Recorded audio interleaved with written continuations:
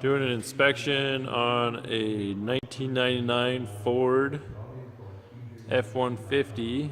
Complaint of vehicle wanders and suspension issues. And we get up underneath here. This is from the back. We have new shocks on both sides. Hold on, I gotta crawl underneath.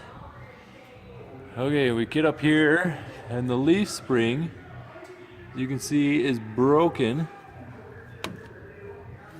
right here, completely separated, and we have two exhaust clamps here, and this leaf is your main leaf that goes up to your frame, to your frame.